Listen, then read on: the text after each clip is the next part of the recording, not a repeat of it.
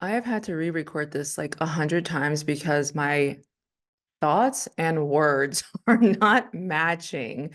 I'm talking way too fast. My thoughts in my head are going so crazy, but I'm going to try it again. And this is going to be the last time. I'm going to slow it down a little bit. I am in my apartment community room and I'm hoping that I don't get interrupted because every time I'm in here, somebody's always like, hey, I reserved the room. And then I got to get up, take all my stuff and leave. So here's to hoping nobody comes in and interrupts my video. So I posted the other day on my YouTube like community post asking you guys what topics should I cover on my next video series, and someone suggested for me to cover the midheaven, and I was like, great, let me talk about this. But before I do, I want to, kind of mention that I do study both tropical and Vedic astrology, and when it comes to both of them, tropical for me is more of like the intro to astrology. It kind of shows you, your behaviors. And uh, to me, it's very kind of surface level, like baby entry 101 astrology. Whereas to Vedic is very specific. You look at some very, very specific life circumstances and things, and in real reality, for me, I think that it's like the harsh truth that you need to hear. And so depending on where the client is and where my client is, that's how I determine what charts I use for their readings. And so if you come to me for a reading, let me know what level you're on and how much you are willing to intake, because again, I can see everything within a birth chart, literally everything. So when it comes to the midheaven, though, I do look at the midheaven whenever people come to me for a career consultation. And it's not so much that that's the only thing you look at, because no, there's way more stuff that you need to look at whenever it comes to career consultations. But the midheaven is a really good indication of like, okay, am I in the right path? Am I doing the right thing? Especially when people want to switch jobs and stuff, or just want to kind of solidify where they're at. Now, with your own birth chart, you know your energies, you know what you're good at, you know what you're not good at, but the midheaven kind of confirms again, okay, this is where I'm supposed to be, this is my gift. And with all of your birth chart, the more that you learn, the more that you know, I know what I'm doing, I'm operating my gift. But again, a full in-depth analysis is needed to, of course, work through that. But the midheaven in astrology, or it's called like medium coeli, is at the very top half of your chart, where you'll see the MC and then it'll be like an arrow pointing to it. Most of the time it's your 10th house. I have seen charts where it's like the 9th house or the 11th house, but majority of the time it is in the 10th house. And whenever people have a lot of planets there, a lot of cluster there, they can be very visible out in the world. And so like celebrities and stuff have a lot of things up there on top of that area. But for you, I don't know your birth chart, but if you have one of the following midheavens, then this video is for you, because that's everybody. So I'm going to actually start with, of course, midheaven and Aries. And I did want to know also that your midheaven is essentially like your public persona, your reputation. How do people see you out in the world? And then, of course, how that applies to you. So we will start with, I keep saying we, like there's other people on my team. I am going to start with midheaven in Aries. So if you have midheaven in Aries, and this is for you. So of course, Aries is a fire sign. Aries is a cardinal sign, meaning that it is, the starter of things. It starts the new year. So Aries energy is very like leadership. It's very assertive. It's very like a pioneering spirit. They want to be the lead, very competitive type of nature. So a lot of times when people have Aries midheavens, they can be very competitive or be in a very competitive environment. I do know a realtor that has midheaven Aries. And so, of course, that's a very competitive job, wanting to sell houses and competing with other realtors and, all those things. I'm not in real estate, but I have seen that. It's also, people who like to take risks, because Aries is not afraid. Aries is brave. Aries is ruled by Mars. It is that soldier. It is very assertive. And so, you can be somebody who, again, doesn't mind taking risks, or wherever you're at in your career. If you have midheaven in Aries, you probably are a risk taker. It's again a leadership energy. It's also an entrepreneurial energy. People who have like Jupiter in Aries can be people who don't like to be told what to do, don't like to have a boss. They can be athletes. It's also another sports, zodiac sign. So you can be somebody who's an athlete or a professional athlete or work in some type of sports industry. It can be also people who need courage in that area, wherever it is. Maybe, I don't know, maybe you work in wildlife and you need courage and bravery to be up against some animals or something. But anybody who needs to take initiative, or that where initiative is needed can appeal to you. So if you're brave, if you're fiery, if you don't like to be told what to do, if you want to start your own business, then midheaven Aries, that is where you are supposed to be. Okay. If you have midheaven in Taurus, so of course Taurus is an earth sign. So Taurus energy, of course, Taurus rules over the second house in astrology. That is the house of, all things beauty, luxury, wealth, food. I like to I like to make fun of Taurus and their love of food and things like that, but Taurus energy is again like it's more slow, it's more methodical, and midheaven in earth signs tend to be a little bit slower whenever it comes to like getting where they really want in career, because earth energy is not as quick as fire. Aries is like go go go. Again, competitive sports, like now now now, like you're doing it now. Whereas earth energy, I do know somebody who has midheaven in Taurus who wants to be a fashion designer. And so with Earth midheavens, they need like a buildup of their portfolio. If you're in fashion, if you're in makeup, if you're in all those beauty things, like clients, customers, they want to see, let me see your portfolio. If you're a fashion designer, let me see your designs. If you're a makeup artist, let me see your work. So it can take time to build up that clientele, build up your business, but it is associated with stability, with determination. I have learned with Taurus energy that they are not like impulsive. They need to think things all the way through. They have a very strong work ethic.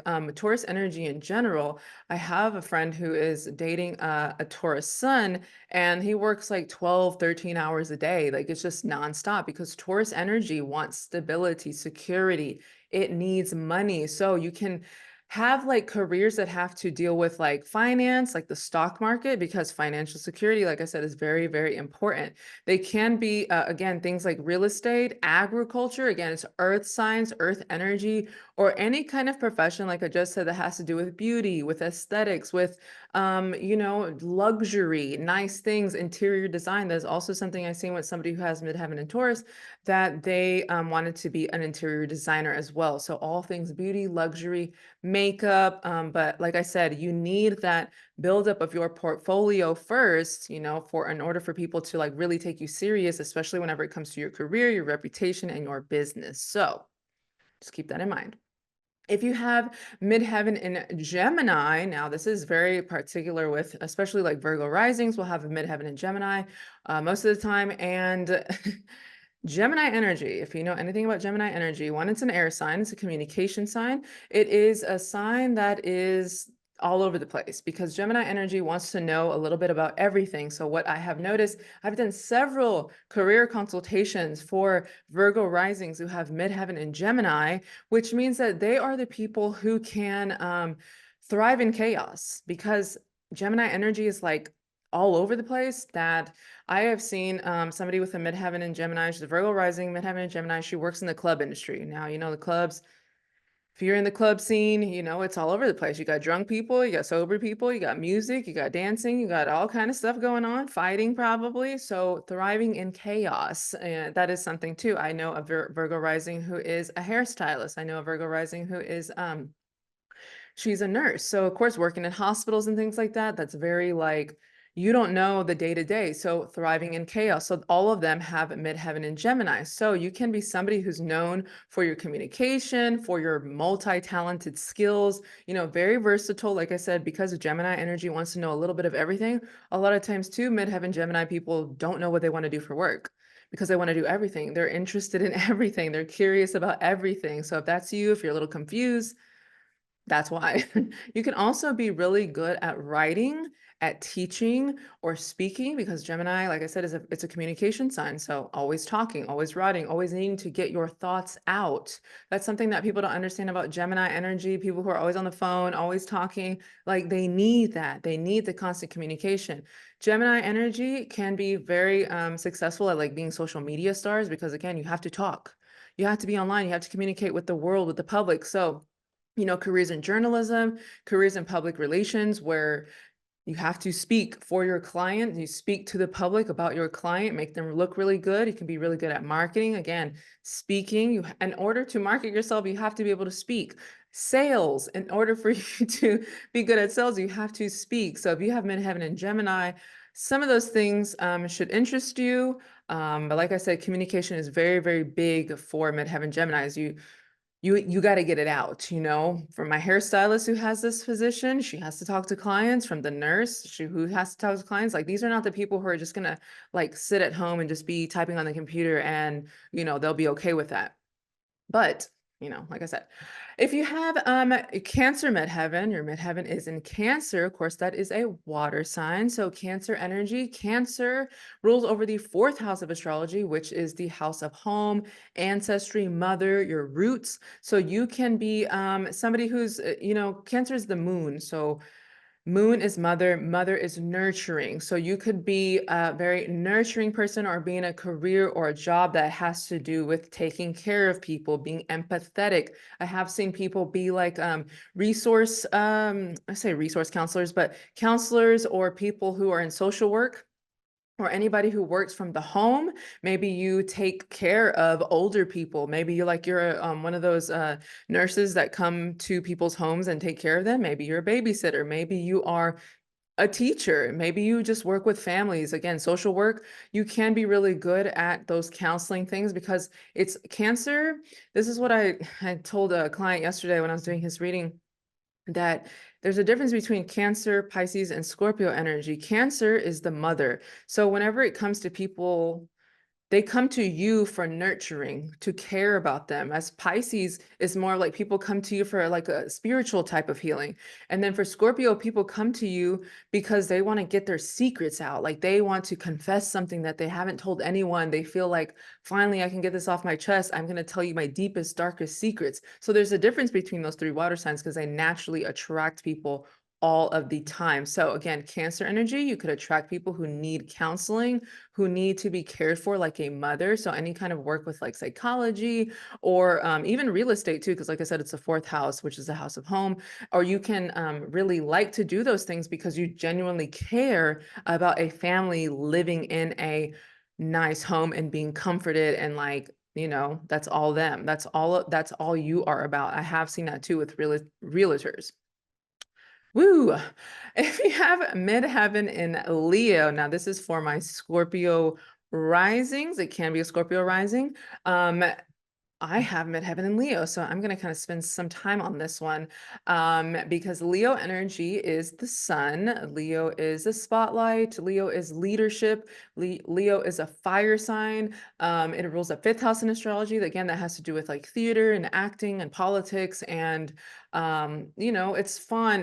It's kids. It's the house of children as well. So when you have midheaven Leo, most of the time this is a Scorpio rising. So here's a conflict with Scorpio rising. Of course, how you appear to the public is very, hidden, quiet, reserved. I'm a Scorpio rising. So whenever it came to my career, I was a public school teacher for, many, many years. But whenever it came to social media, I would get a lot of people saying, you should do a YouTube channel. You should do that. And in my head, I was like, oh my gosh, no. Then that means like a lot of people are going to see me at one time. And this is too much pressure. And oh my gosh. And so this was around like 2020 when, the whole world shut down and I had some time to talk and be online and because there was nothing else to do. So after a while, people were like, hey, you should like do a channel, you should do a podcast. And I'm like, why would I do that? Why would I want people to look at me? Why would I want attention? And people get that confused with like going live is something that I don't even know when I'm ever gonna do that, just because, like I said, I was like, whoa, the Scorpio in me wants to hide. The Leo is like, get out there. So there's a conflict between the two. One is saying, get out there in the light in the sun, and the other one's saying hide. Don't don't be out in the public. So if you have midheaven in Leo, you can have a strong desire for recognition, for creativity. That is something that, of course, being on YouTube, you are competing with a lot of people as far as attention. You are competing with them as far as what kind of camera you have, what kind of graphics you have. And it's not so much a competition to like win or whatever, but you are up against a lot of people. So that spotlight, a lot of people are in the spotlight, and it's up to you to be different or set yourself apart from people. So there can be a desire for recognition, because if I'm on YouTube, I'll be telling you all the time, y'all like and share and comment and do all this stuff so it can boost it, because people don't want to do all of this work for nothing. Like, you can't be on the internet and then thinking you don't want any kind of attention. Like, I don't believe that at all. Like, there's no way, unless you're just using it to like keep up with people. But generally, if you have a YouTube channel, you probably want people to look at you. So if you have midheaven Leo, you can also strive for like roles in entertainment, roles in leadership. So I was a teacher, of course. As a teacher, public school teacher, you got to stand in front of the classroom. Everyone's looking at you. I would have 20, 30, 40. I remember one year I had 44 kids in one of my classes. So having 40 plus people staring at you all day, every day. I also personal train. So of course the client has to look at you. There's no not looking at you when you're in the leadership, you're in the spotlight. Also, any kind of careers in like entertainment. I've always, every time I watch something and like I think they're doing really bad at acting, I was like, oh my gosh, I could do such a better job. That's not convincing. But when you have Leo energy, that's what you feel like you can do. So thriving in theater, thriving in entertainment, thriving in politics. That was a big thing that I was doing before I got into astrology. I was big. I want to say big, but I did grow a following doing political commentary and getting on political platforms. And, that's how I got my recognition. So again, anything that has to do with the fifth house, the Leo house, that can be for you being very creative. Children is also, that can be also be a thing too. Those are like appealing to midheaven Leo people.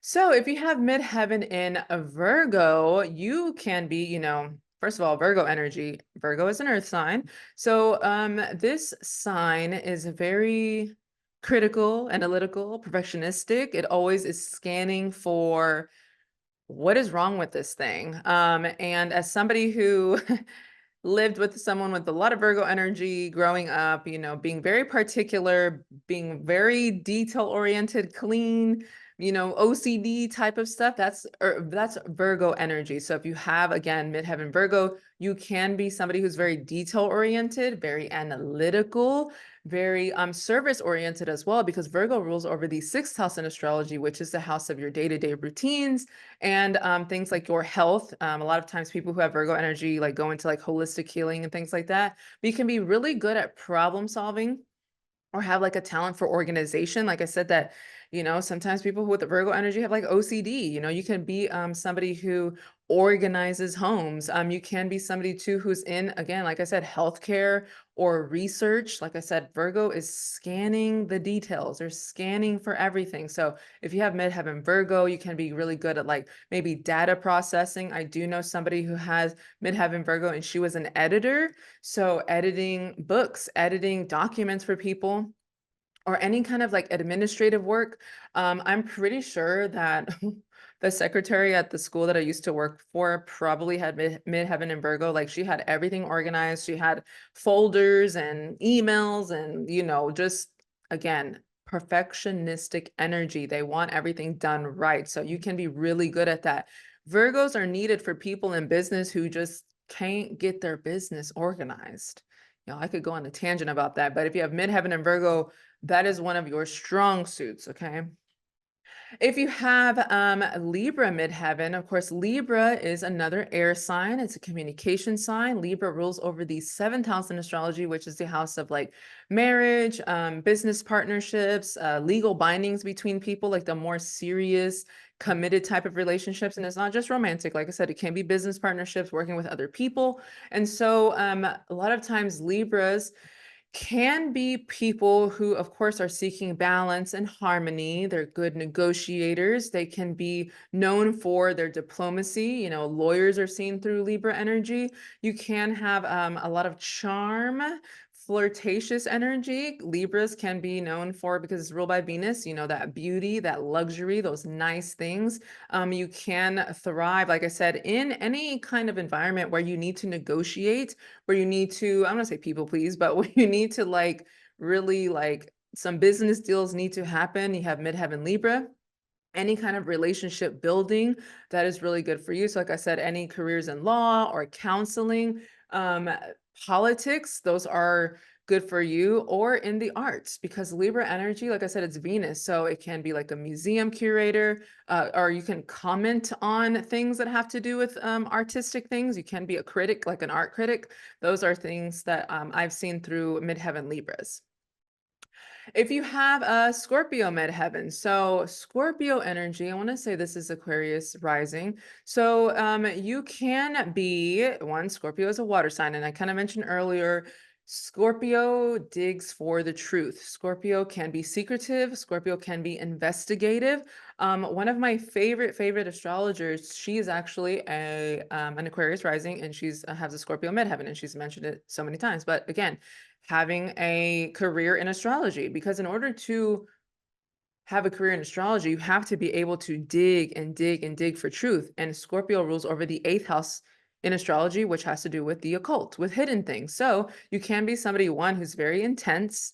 Um, Scorpio energy is like a darker energy. And I don't say dark like as in you're like some evil person, but because it's things that are hidden, and like I said, people can like confess things to you. They can tell you secrets and things like that. You can excel in fields that have to do with research, because like I said, Scorpio, if you have any Scorpio energy, especially when people have a Venus and Mars and relationship, you know, they're looking at everything. They're looking at your phone, they're looking at your text messages, they're looking at everything. So it can also be an energy though that you know, you're drawn to people who go through a lot of transformations, and transformation can be life and death. It can be you know, physical, you know, transformation. It can be just like a metaphor for transformation, but you know, excelling in those research fields of psychology, because with what I do, and as a Scorpio rising with my clients, I have to you know, really get into their mind and really make them think, you know, about their life and how they feel and their behavior. So midheaven Scorpios, you can get into fields like psychology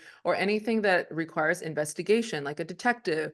I would say police, but like, you know, people who have to solve murders. They could have Scorpio midheavens, any kind of like forensic science, or even finance, because Scorpio rules over the eighth house, and the eighth house deals with also other people's money, taxes, inheritance, that can also be seen through there. So it's not just like some dark, evil thing that people think, or, you know, some mysterious thing, but it can also be money. If you have a Sagittarius midheaven, then you, of course, have that fiery energy. Sagittarius is also known, and I do know an Aquarius rising who has a Sagittarius midheaven. So again, it's not just one rising sign, but Sagittarius midheaven, Sagittarius energy is all about things like philosophy, traveling, foreign land, foreign culture, higher learning, higher education. The fire sign of like optimism, teaching. I am a Sag moon, so that's the type of energy that I give off to people, you know. So if you have midheaven in Sagittarius, you can be somebody who's drawn to very adventurous careers. You know, maybe you are, I'm as a Sag moon, and I have like 4 placements in Sag, adventurous energy, midheaven Sagittarius, you can be drawn to like, let's say at an adventure park, you know, working at an adventure park, working at somewhere where you're thrill seeking. You're the person who hooks people up to go zip lining or something like that. You can be also somebody who's very philosophical in nature. You know, you can be like, you know, one of those like very wise teachers, because Sagittarius wants to learn at a deeper level, as opposed to like, that's the ninth house, as opposed to the third house, which is Gemini, which is very like surface level energy. I mean, learning like a little bit of this, a little bit of that, where Sagittarius energy wants to go into like teachings of like religion, again, astrology, spirituality, those kind of things, or anything, again, that's just really enthusiastic, because Sag energy is optimistic. So if you want to be like a motivational speaker, if you're somebody who can speak life into people, that could be you. Or you can be somebody who's involved in like a travel industry, because as somebody with a Sag stellium, I'll be ready to go. And I have not got on a plane in what I feel like is forever, and it's not making me comfortable. So, Midheaven Sagittarius, you can be involved in traveling. You can be involved in higher education, like being a college professor. That's something that I wanted to do whenever I was in high school. I was like, I'm going to be a college professor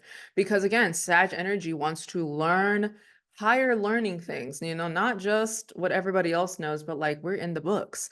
And it's also a sign that wants to explore all of these new opportunities. So anything that requires you to explore something new, again, traveling is a big thing. That can also be something you'd be interested in. Or again, like I said, teaching, publishing, philosophy, and traveling. Those are like the big main things for Midheaven Sagittarius. Okay. If you have a midheaven in Capricorn, then of course Capricorn is an earth sign. Capricorn rules over the 10th house of astrology, which is your public image, your reputation. Capricorn energy, I make fun of Capricorn energy being like the rule followers. They are like the strict parent, who's not your friend.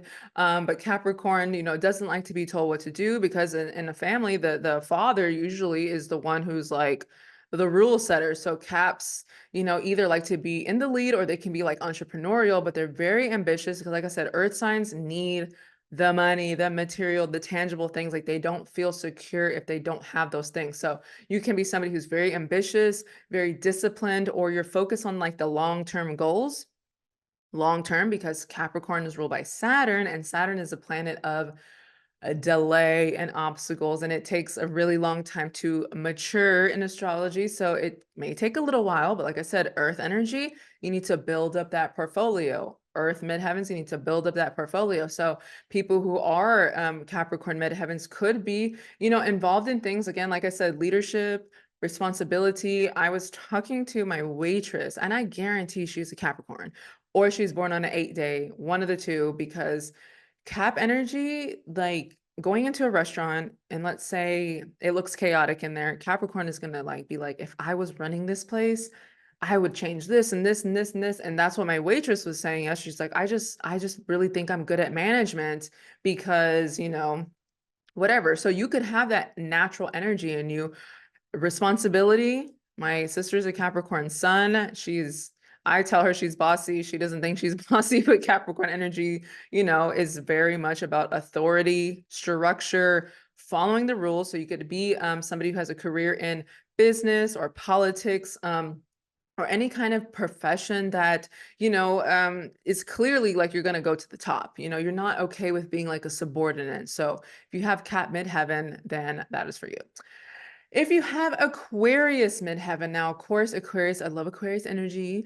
As an Aquarius sun, Aquarius midheaven, it's an air sign, it's a communication sign, it's the water bearer. We are the ones that are pouring out the knowledge on people. So if you have a midheaven in Aquarius, of course, it's a fixed sign, fixed energy, very set in its ways, very stubborn. But Aquarius rules over the 11th house in astrology, which is the house of other people, large networks, large social groups, friends. So a lot of times Aquarius midheavens and Aquarius energy in general is we're the connectors. Like I'm always like, hey, you guys should work together. Hey, tagging people to work together all the time. It's also a sign that is all about innovation, because Aquarius is like futuristic.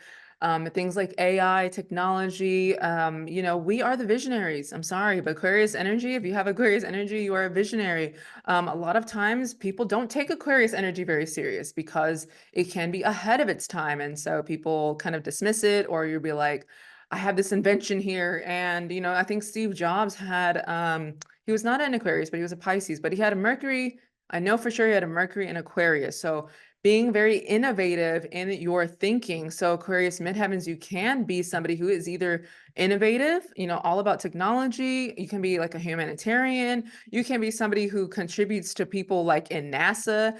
You can thrive in those kind of careers, any kind of activism too, because the humanitarian in you and in me, the Aquarius, wants to fight for people, all about human rights, human justice.